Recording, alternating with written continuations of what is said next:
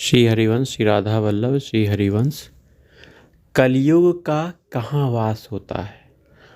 तो कलयुग, जो व्यक्ति मदिरा का पान करता है, जो व्यक्ति मांस खाता है, जो व्यक्ति जुआ खेलता है, जो व्यभिचार करता है, अर्थात अपनी पत्नी के अलावा अन्य किसी स्त्री को काम भाव से देखना या काम चेष्टा करना, यह व्यभिचार कहलाता है। तो मुख्यतः इन सब में कलयुग का वास रहता है। ये कर्म बहुत ही गंदे कर्म कहे जाते हैं, एक राक्षस प्रवृत्ति के कर्म होते हैं। मांस मदिरा खाना, व्यभिचार करना और जुआ खेलना। इस कर्म को करने से व्यक्ति की बहुत बड़ी दुर्गति होती है। क्यों दुर्गति होती है? क्योंकि इस जीवन में तो उसे दुख मिलेगा ही, वहीं शरीर छूटने के बाद नरक योनि में मिलेगी और नरक में बहुत प्रकार के कष्ट प्राप्त होते हैं। उस नरक में एक शरीर मिलता है, वह शरीर यातना शरीर कहलाता है।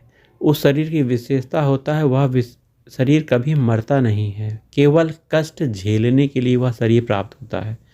आपको दर्द उतना ही होगा, परंतु शरीर मरेगा नहीं, खत्म नहीं होगा। जितनी अवधि के लिए आपको शरीर मिला है, उतने समय तक आपको कष्ट होगा। इसलिए कर्मों को बहुत ध्यान से करना चाहिए। शराब नहीं पीना चाहिए।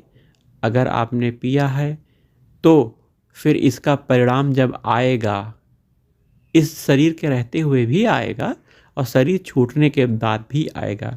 शरीर के रहते हुए आपकी धन संपत्ति छीण हो जाएगी, आपका शरीर छीण हो जाएगा, आपके रिश्ते नाते छीण हो जाएंगे। शरीर के छूटने के बाद नरक में आपको पिघला हुआ लोहा पिलाया जाएगा। तो इन सब में कलयुग का वास है, ऐसे कर्म नहीं करने चाहिए हमें। वहीं कलयुग के इन गलत प्रवृत्तियों से मुक्ति का क्या उपाय है? यदि आपने शराब पिया, इन सब गलत कर्मों को किया है, तो आप भगवान के शरण हो जाओ। शरण होने का मतलब है अब दोबारा ऐसा मत करो, पाप प्रवृत्ति ही खत्म हो जाए। इसके लिए क्या करें? इसके लिए आप भगवान की शरण होकर भगवान के नाम को पकड़ लो। नाम पाप करने की प्रवृत्ति को ही खत्म कर देगा। भगवान का नाम सब कुछ कर देता है, सब कुछ।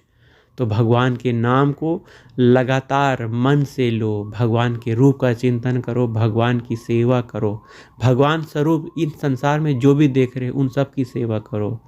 इस प्रकार तुम कलयुग से बच जाओगे। राधा वल्लभ, श्री हरिवंश।